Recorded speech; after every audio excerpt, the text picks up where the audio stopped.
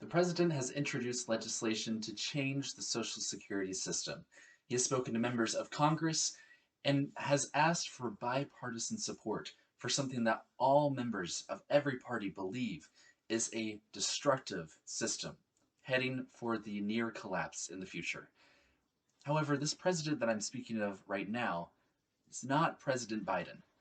I'm talking about President Ronald Reagan, the last president to successfully pass Social Security reform in 1984.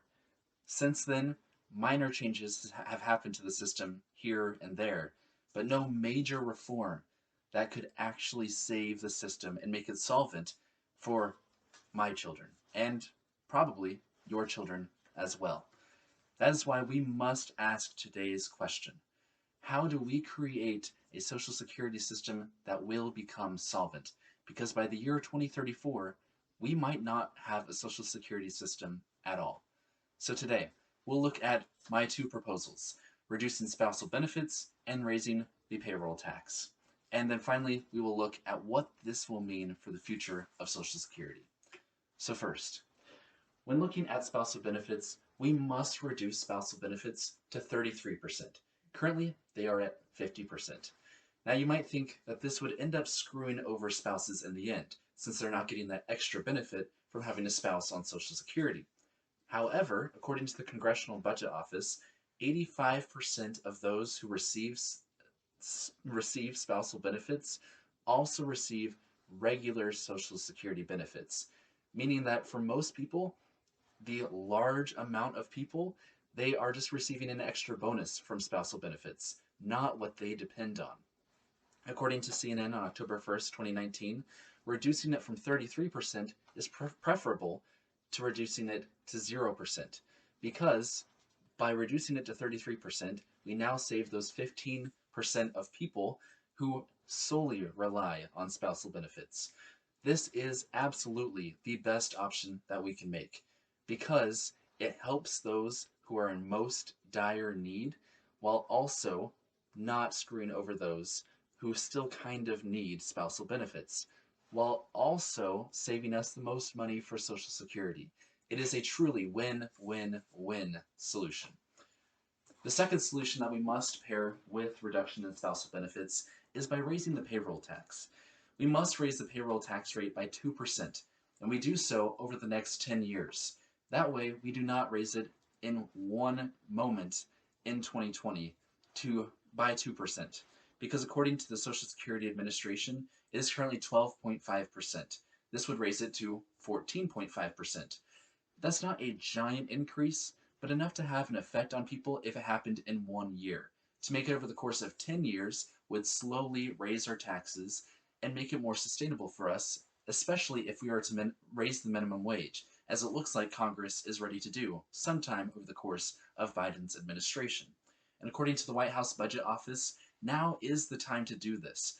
A lot of Republicans believe that right now is not the time to raise the payroll tax rate because it's going to screw over people who are in the middle of a pandemic, in case you haven't noticed. And the White House Budget Office says that that's just not true. It is sustainable to do it now, even in the midst of a pandemic. And the reason why Republicans should be swayed by this is it's not President Biden's White House that said this. President Trump's budget office was the one that released this report, showing that bipartisan support could create a payroll tax rate that is sustainable for people who need to pay the taxes, but also sustainable for those who need Social Security in the future, past the year 2034. So this all begs the question, what does this make the future look like? Well, according to Washington Post in November of 2020, on our first point about extending or reducing spousal benefits, this would extend Social Security by 16 more years. It would make it sustainable through the year 2050. That is a giant sustainability factor that would absolutely change the trajectory of people's lives. 16 years is most likely the lifespan of an average person who starts receiving Social Security benefits to the time of their death. And that's for many, if not most Americans during 2034 to 2050. That is huge for their future. And New York Times in June of 2020 says raising the payroll tax rate extends it another 10 years, meaning that in 2060, we would still have a solvent Social Security system. No matter what side of the aisle you are on, Democrats and Republicans both agree that Social Security is not sustainable the way it is right now. By passing these pieces of legislation together, we create a system that is going to work for everyone. Those who absolutely depend on their spouses, those who depend on Social Security as a whole, and those who will depend on Social Security as a whole. The reason why we talk about this is because it's not necessarily going to affect a lot of us in the country. It certainly won't affect the incredibly old people in our Congress. It will affect the youngest of people, my children, probably me as well, and maybe even you who's watching this video at home. It will affect so many people, and we must pass this legislation now. So today, we looked at the two different proposals and how it can change the future of Social Security as we know it. It would create a solvent Social Security to the year 2060.